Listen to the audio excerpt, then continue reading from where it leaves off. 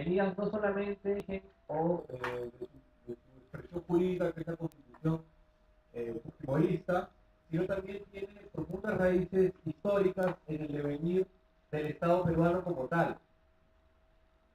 Para poder enfocar cómo es que el Estado peruano se ha desarrollado y ha devenido Estado neoliberal, y entender cómo el Estado neoliberal actual tiene profundas raíces y rasgos que proceden del Estado colonial, del Estado virreinal. Tenemos que hacer más o menos un enfoque historiográfico del asunto, algo así como lo que hizo Marx respecto al desarrollo del capitalismo en Europa. Sin ser tan pretencioso, hay que recordar que Marx hace quizás uno de los más grandes estudiosos del desarrollo de la burguesía en Europa. O sea, Marx quizás es más estudioso del desarrollo de la burguesía que del proletariado. Y estudia el desarrollo del proletariado como expresión del desarrollo de la burguesía también. Pero Marx es un historiográfico fundamentalmente de la burguesía, explica el desarrollo de la burguesía, su rendimiento. Creo que tenemos obligatoriamente que hacer el ejercicio de estudiar el desarrollo de la burguesía en el Perú, su tipificación, su diferenciación, para poder entender el Estado neoliberal actual. El Estado peruano es un Estado de profunda herencia colonial. Es un Estado, como Estado independiente, nace con la independencia, con la revolución de la independencia, pero arrastra profundos rasgos coloniales. Recuerden que en la revolución de Tupac Amaru, que era parte de la élite indígena, se proclama inca, se proclama gobernador de los virreinatos de Perú, de Río de la Plata, etcétera, constituía Tupac Amaru y su grupo cercano la élite dentro de los indígenas que anteriormente habían mediado el poder entre los españoles y el pueblo indígena. Pues habían mediado y habían facilitado la expoliación, la dominación de los indígenas por los españoles. Pero sucede una serie de cambios en la metrópoli española, por lo menos se revela y se revela contra este poder, pero finalmente es derrotado.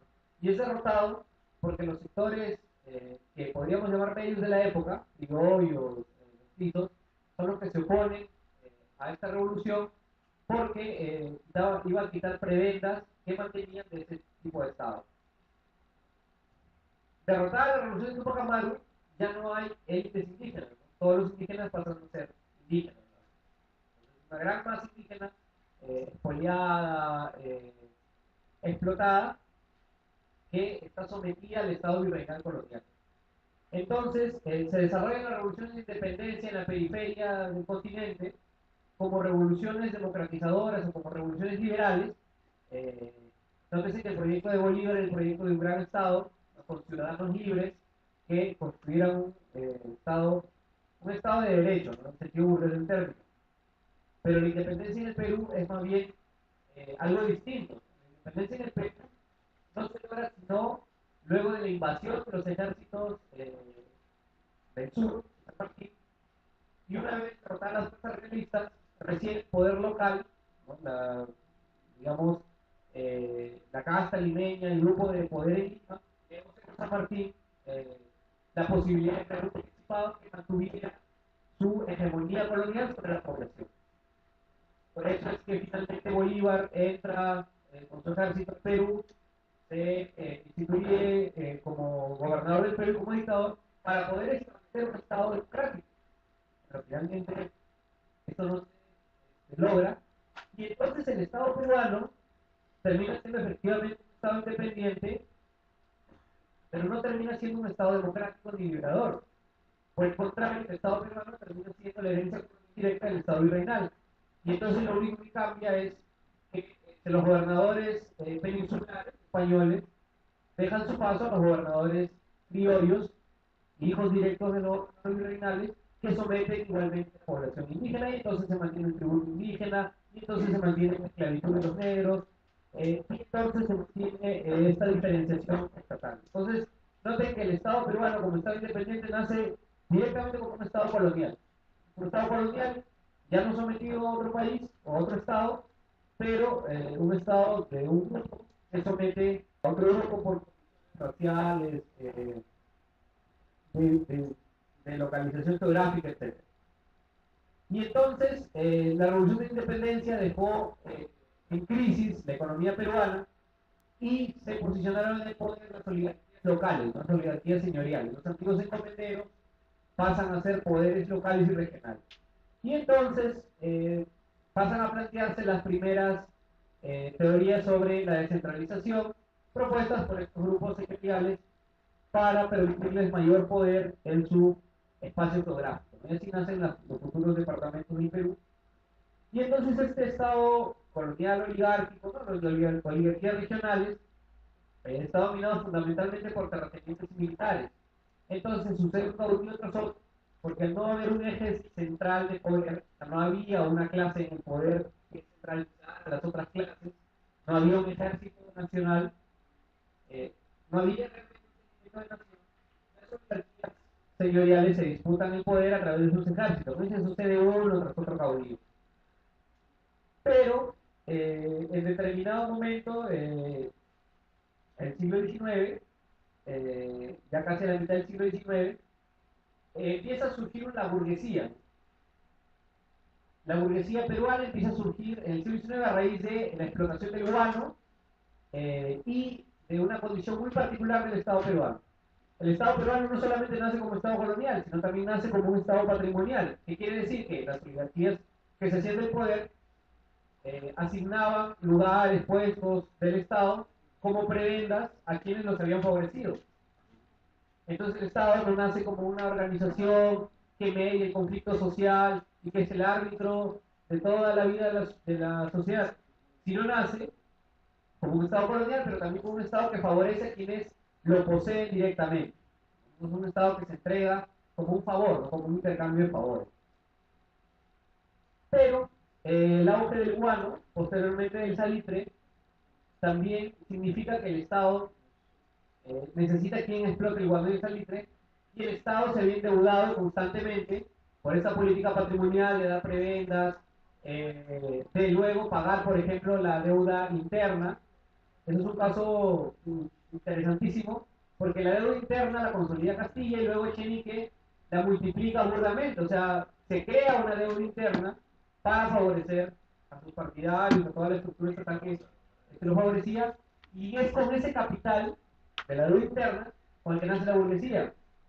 Entonces, la burguesía es hija directamente de los terratenientes, porque son ellos los que se enriquecen de estos bonos de la deuda interna, y son los que empiezan a prestarle al Estado para explotar el guano y para mantener una recaudación fiscal importante, y empiezan a prestar al Estado y el Estado les devuelve.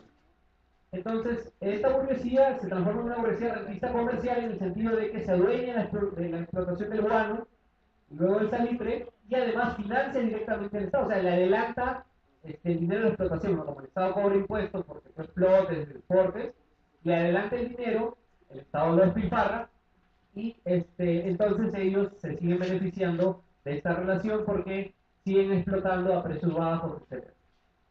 Entonces, nótese que a diferencia de lo que narra Marx como el crecimiento y el desarrollo de la burguesía, donde Marx casi epopeicamente describe el surgimiento de la burguesía como los artesanos que tienen algunos trabajadores, que se agrupan y que luego van consolidando su poder urbano y van desarrollando los medios tecnológicos para consolidar su poder y luego de varios siglos le arrebatan el poder a los feudales, toman el poder y construyen el Estado de Derecho, porque es una historia realmente titánica, epopeica. La burguesía peruana no se constituyó de esta manera. La burguesía peruana se constituyó en base al usufructo del Estado, al usufructo de los recursos naturales y no en base a la producción. Dense cuenta que mientras la burguesía europea que narra Marx se consolida en base a la producción, luego fabril, ¿no? Que se asocia al comercio, y así logra su poder, es decir, a la producción de riqueza, a la producción de excedente, la burguesía peruana nace de forma parasitaria, extracción del usufructo del Estado y explotación y venta directa del guano, luego del salitre. Entonces, es aquí como podemos entender por qué la burguesía peruana no lucha contra las relaciones serviles de explotación. O sea, mientras la burguesía comercial de la capital o de las ciudades vendía el guano, comerciaba con el guano, le prestaba al Estado. En el interior del país, en las grandes haciendas, los gamonales o terratenientes mantenían relaciones serviles de trabajo con la población e incluso cedían una parte de la población para trabajo en la producción de guano, etc. Entonces, la burguesía del Perú nace como hija directa del poder terrateniente y como su socio estratégico. Entonces, no hay nunca acá la revolución burguesa que derrota el poder terrateniente, pues porque ambos eran prácticamente familias, y porque no era una burguesía productiva. Y entonces, la burguesía se hace con el poder a través del partido civil, ¿no? Que seguramente lo hemos estudiado, y se empieza a despilfarrar el dinero del guano, el dinero del salitre, no hay el desarrollo del aparato productivo y viene la guerra con Chile. Chile, en cambio, había generado una burguesía que centralizaba el poder y centralizaba las clases alrededor de ella, y Chile además tenía un manejo fiscal eficiente, y esa burguesía, la burguesía chilena, es la que derrota a la burguesía peruana y es la primera derrota de los militares peruanos o de los militaristas peruanos en esta guerra. Entonces la guerra suma el país en caos,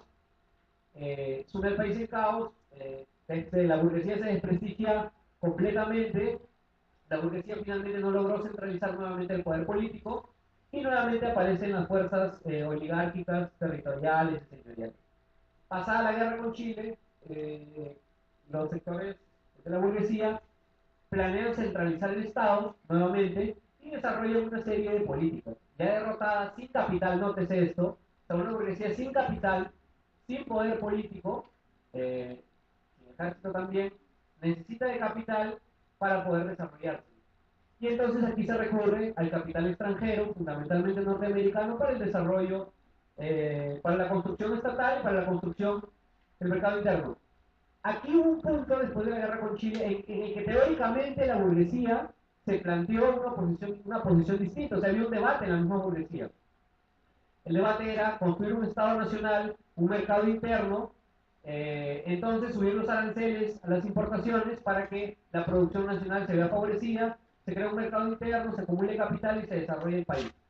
Más o menos lo que ahora nosotros hablamos en el nuevo curso, ¿no? Entonces, si era uno de los proyectos de la burguesía de inicios del siglo XX.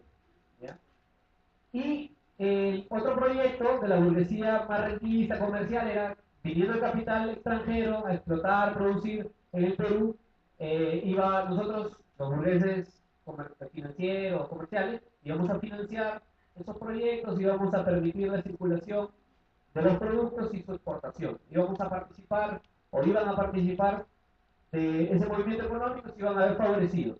Triunfó, por supuesto, la segunda propuesta burguesa. Y triunfó fundamentalmente porque los capitales extranjeros ya estaban asentados, entonces la discusión solo era teórica porque no había explotación y producción nacional importante. Y entonces el capital norteamericano se sienta en la producción de petróleo, en la producción minera y en la producción de la agricultura. Recién en el siglo XX, la exportación minera sobrepasa la exportación agrícola.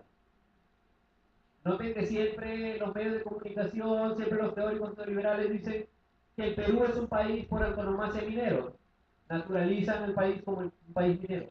No es cierto, pues, porque el Perú como país exportador minero recién aparece a inicio del siglo XX. Habría, por supuesto, cabida para una discusión, para un debate, pero lo que es cierto es que el Perú entonces, a partir del siglo XX, se dedica a la exportación de materias primas agrícolas, mineras y la explotación petrolera. Entonces, que no era cualquier exportación. La planta petrolera de Talara era una de las mayores productoras de la costa del Pacífico. Entonces, esto origina, el capital norteamericano sentado sobre todo en las ciudades, origina un mayor crecimiento urbano, mayores trabajadores, se construye un Estado más o menos presente, también aparecen profesionales que forman parte del Estado, y entonces hay un desarrollo urbano incipiente, ¿no? Entonces hay un desarrollo obrero incipiente. Entonces hasta aquí que el concepto de ciudadanía no es el concepto que tenemos ahora, ¿no? Tú naces y directamente eres ciudadano.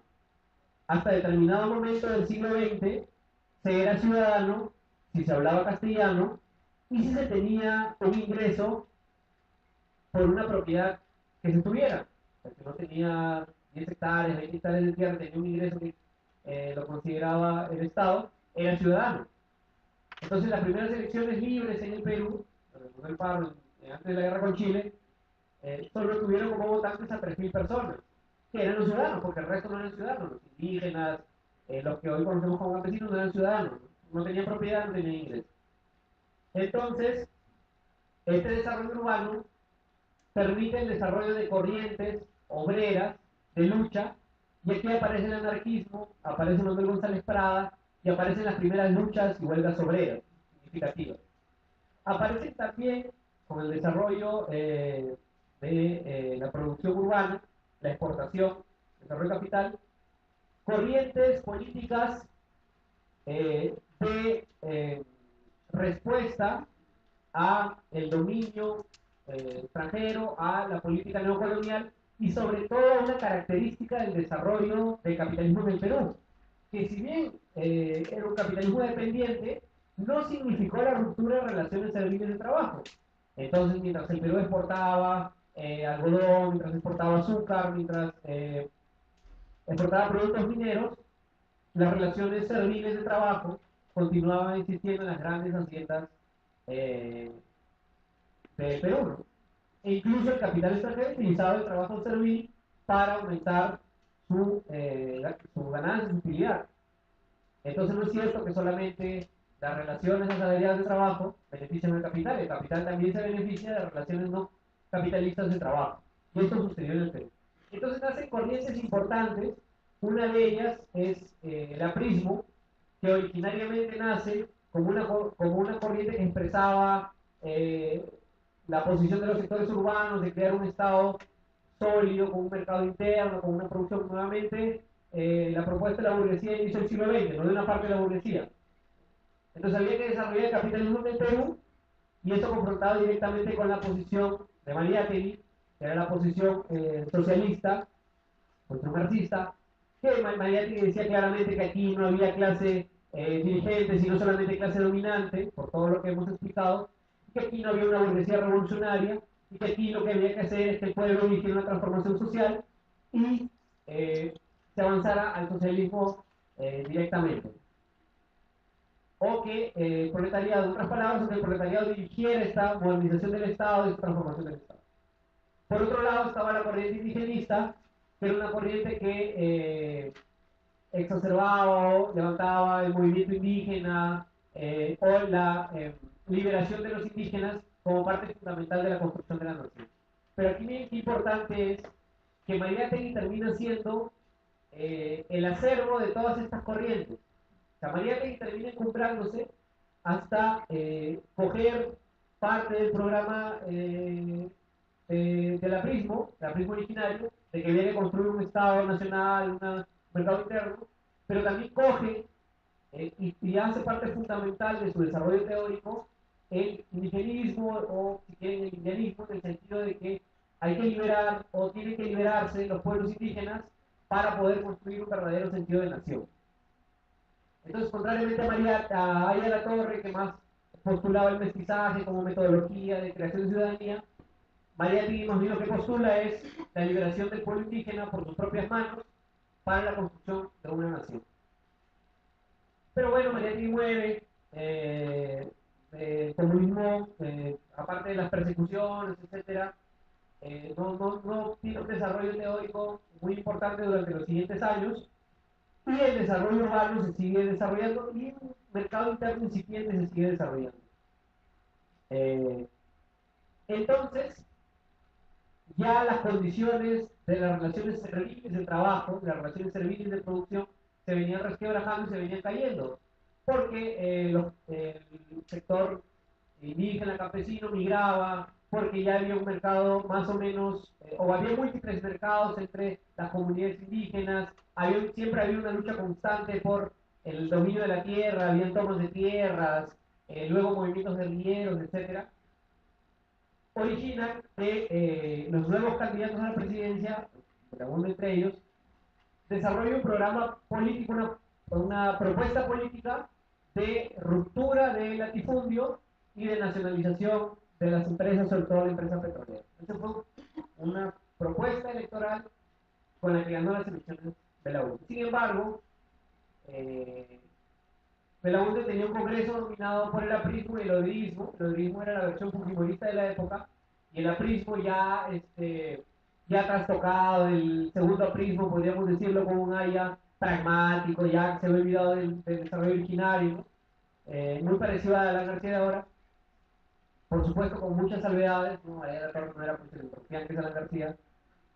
El APRA ata de manos al gobierno para hacer estos procesos. Y entonces irrumpe el gobierno revolucionario de las Fuerzas Armadas de Velasco Alvarado. Entonces Velasco Alvarado lo que hace es, en pocas palabras, tirarse abajo lo que ya estaba resquebrajado, ¿no? Las relaciones serviles, y con Velasco Alvarado se desarrollan más o menos 5 años de gobierno revolucionario, 5 o 7 años, la ruptura de las relaciones serviles de trabajo, o sea, la ruptura de los mayorazgos, del dominio de las comunidades indígenas por el latifundio. Es decir, rompe más o menos 500 años de relaciones serviles de trabajo. Incorpora al resto de la población, por no decir a la mayoría de la población, a la ciudadanía. Cuando Velasco o el gobierno revolucionario reconoce el quechua como idioma oficial, lo que hace es reconocer la ciudadanía de los millones de quechohablantes del Perú. Y paradójicamente, la dictadura de Velasco, que quieren llamar la dictadura, es un proceso democratizador de la sociedad. ¿Cierto? No hay elecciones, pero es un proceso democratizador en tanto permite que el pueblo indígena campesino, en ese momento era mayoritario, insurja en la vida social y se desarrollen organizaciones sociales que progresivamente al mismo gobierno de Velasco le reclaman mayor participación política. Entonces ahí aparecemos nosotros como un sector urbano ligado a sectores populares que en este proceso de transformación reclama mayor participación política, pero el estilo de gobierno militar, de control, autoritario impide que haya eh, esa mayor participación política, pero finalmente termina siendo un proceso democratizador. Es decir, la concepción de democracia como una relación, democracia burguesa, no democracia liberal, como una relación de ciudadanía en la que todos al nacer somos ciudadanos y votamos y tenemos derechos y también deberes, es una realidad que se la debemos al gobierno revolucionario de las Fuerzas Armadas, no a la burguesía. Y también es un gobierno soberano en el sentido de que decide sin consultar al proyecto norteamericano sus decisiones. Es un gobierno soberano en tanto toma posesión de los recursos naturales. Vayan ustedes a escuchar el discurso de Velasco Alvarado sobre soberanía. Porque los Estados Unidos sancionaron al Perú por la nacionalización de la International Petroleum Company. Y Velasco Alvarado llama como una agresión inaceptable, una injerencia inaceptable, esas sanciones norteamericanas. Y entonces la revolución de Velasco, de unos 7 años, logra todo esto, o sea, logra destruir relaciones sociales que tenían 500 años de desarrollo en 5 años. A veces creo que somos bastante mezquinos cuando decimos, bueno, pero no hizo esto, bueno, pero fue dictador, bueno, pero no construyó las bases sociales para la transformación. Pero fueron 5 años o 7 años de gobierno revolucionario. ¿Cuántos años tiene el chavismo en Venezuela? Tiene más o menos 15 años. Y continúan construyendo, continúan en pugna y lucha.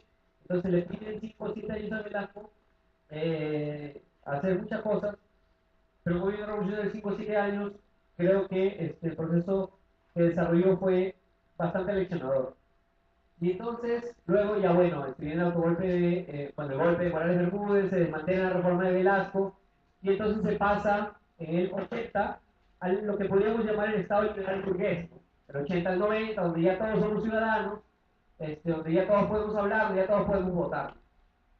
Pero irrumpe el fenómeno del Sendero Luminoso, y entonces el Estado liberal burgués desata lo más crudo de su colonialismo interno.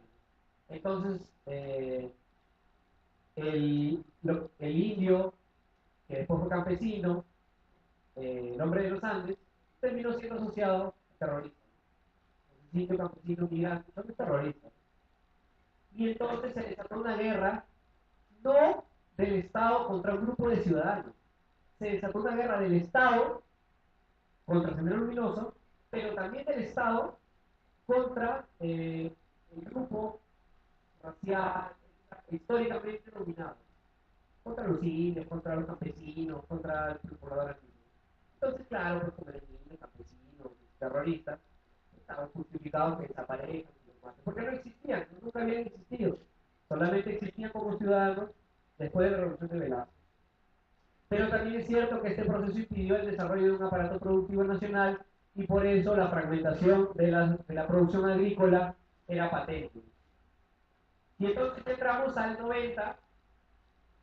90 con la dictadura fujimorista. Entonces que en el 90 gana la propuesta de Fujimori contra la propuesta neoliberal abierta de Vargas Llosa. Entonces no ganó la derecha, sino ganó el pueblo que votó contra esas propuestas neoliberales, ¿no? De abandono de toda protección social, de abandono de derechos laborales, etc. Y entonces se instaura el Estado neoliberal, un Estado neoliberal que se instaura de manera dictatorial y que tiene un carácter militarista y policial, en el sentido de que se instaura como contubernio con las Fuerzas Armadas y Policiales, por supuesto ya degeneradas. Y entonces el Estado neoliberal es un Estado burgués, que es promovido por la Burguesía Nacional e Internacional, pero también es un Estado burocrático y es un Estado patrimonial. O sea, todo ese patrimonialismo que habíamos visto en la historia se desata terriblemente con el Estado neoliberal de Fujimori. Es la corrupción, no solo corrupción, sino también una lógica patrimonial de uso del Estado. Entonces el Estado sirve para usufructo de quienes lo dominan y también sirve para facilitar la ganancia del capital, pero también sirve para ceder capital. Entonces tenemos un Estado burgués, burocrático, colonial, en el sentido de que sigue la dominación sobre la población, ya no formal, legal, sino de hecho, un Estado patriarcal y un Estado confesional, un Estado de Iglesia católica, etc. Entonces los sectores que dominan aquí son los sectores financieros, sectores rentistas y los sectores comerciales. Nuevamente no dominan el sector productivo, este sector aliado al capital transnacional.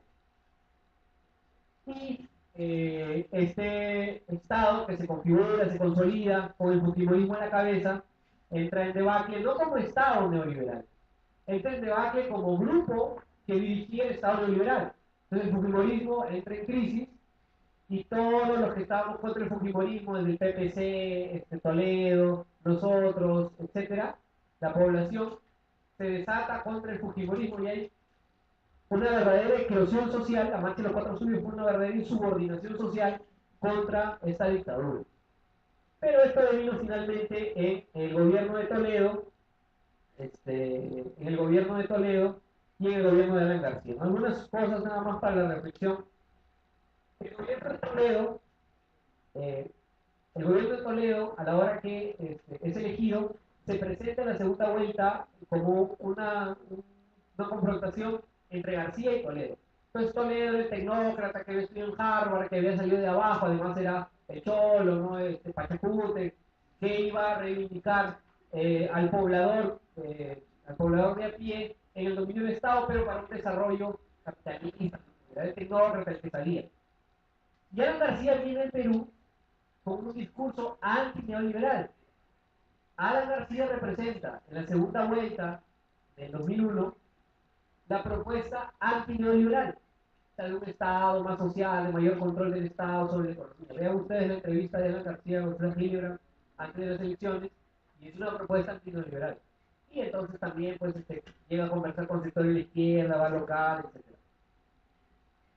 Y luego, bueno, y Toledo en su gobierno entrega los recursos energéticos del gas a Camisea, al consorcio Camisea, se continúan las medidas de protección laboral, la tierra, y aquí ya viene la concentración de la tierra que estaba fragmentada, empieza a concentrarse en lo que ahora se llama neolatifundio.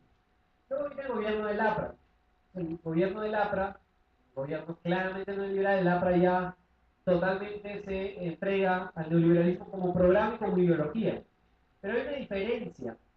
Toledo representa un sector burocrático que toma el Estado para administrarlo, gobernarlo, pero el APRA significa un partido con ideología, con programa, si ustedes quieren corrupto, mafioso, etcétera, pero es una organización partidaria que se hace del poder del Estado para mantenerse para mantener su presencia en el Estado aún después de que termine su gobierno.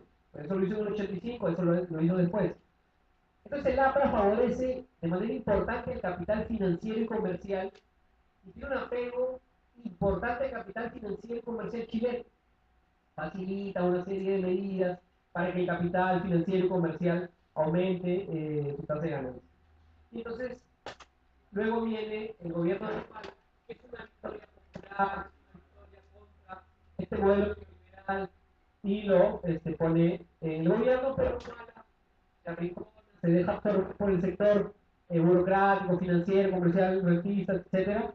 Y bueno, tenemos el gobierno que tenemos ahora. Y Humala ha pasado a un tercer momento donde con más profundidad y directamente pretende entregar la educación y la salud al capital financiero nacional y transnacional y propone la desregulación laboral. Entonces, en medio de la crisis financiera mundial, el gobierno de Humala está desarrollando una serie de medidas para que el capital financiero fundamentalmente aumente su tasa de ganancia sin aumentar su inversión. Entonces, en resumen, podríamos decir que el Estado que tenemos es un Estado dominado por una burguesía que nunca fue heroica, una burguesía que nunca trabajó para tener lo que ahora tiene, una burguesía que siempre vivió del usufructo del Estado y de la explotación de la población. Entonces en el Perú no hay revolución burguesa posible, sino lo que hay es una revolución nacional y democrática y popular que logre tener de verdad un Estado nacional y un Estado plurinacional, que elimine el dominio burgués, que elimine el colonialismo interno, que elimine el patriarcado, que elimine el Estado confesional. Esto será tocado seguramente mañana por el secretario general en el desarrollo del nuevo curso, pero es importante entender todo este desarrollo para poder entender las manifestaciones de la política neoliberal en este país y para entender la diferenciación de la burguesía de varios sectores y para entender también que unos representantes políticos de la burguesía no son los mismos que otros. Son diferentes escenarios, diferentes enemigos. Bueno, hasta aquí mi intervención, pero preguntas o comentarios adicionales o contradicciones para poder entender este proceso neoliberal.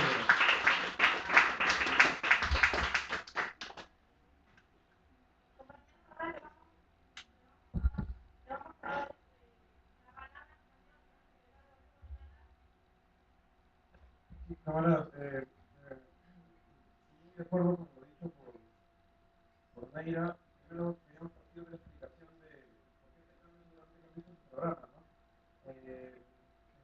Ha habido una situación de política de emergencia de estos compañeros que van a venir a dar la charla, tanto como Julia Ruiz como Carlos Bedoya, por los temas electorales, ustedes seguramente se enterarán, están viendo, o seguramente el siguiente entorno, lo que habrá Barrera se enterará, entonces ellos no han podido asistir. Entonces, lo que como dirección hemos visto es complementar esta introducción a lo que mañana va a ser la ponencia de nuestro camarada secretario general, ¿no? Como continuando la explicación entre la primera ponencia de hoy, de lo que fue nuestro camarada Silva, explicando los orígenes y la reconstrucción de Patria Roja, explicando también el contexto político que se vivía, ¿no? De ejercicio social, de un plano internacional bastante interesante.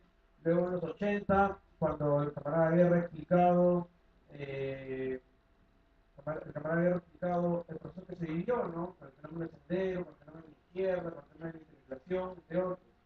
Y ahora, nuestro camarada Neira, que nos ha explicado, bueno, desde la colonia, pero que justamente yo creo que era lo que nos faltaba, porque nos ayuda a entender el Estado que tenemos, la tesis de Estado neoliberal que maneja el partido, y nos ayuda a entender también esos procesos que hemos visto, ¿no? Yo coincido bastante con Neira, y lo que voy a hacer es simplemente desarrollar lo que él ha ido afirmando, en que gran parte de lo que podemos apreciar como país es justamente fruto de esta herencia colonial, ¿no? Y coincido también mucho en que la política, el Estado, las relaciones de poder todavía tienen mucho de ese peso de los 500 años de historia colonial, ¿no? Y que aún no lo hemos superado, ¿no? Y se puede apreciar una serie de factores. Veamos nada más las constantes culturales que existen en nuestro país, ¿no? Una de ellas, el tema del racismo, por ejemplo, que es un fenómeno transversal a nuestra sociedad y que refleja justamente cómo esta herencia colonial se ha mantenido. Somos, creo, el único país donde se tiene que poner en los restaurantes o discotecas que acá está prohibido discriminar, ¿no? No sé en qué otros países pasa eso, ¿no? Pero acá lo vemos, en lugares como Miraflores, somos uno de los pocos países en el cual el grado de discriminación es tal que muchas veces el bullying, y eso algunos camaradas de educación podrán confirmarlo o no, no es más que justamente expresiones de discriminación eh, racial, económica o de credo expresada en la dinámica de los colegios, ¿no? Cómo esta, a través del odio, se manifiesta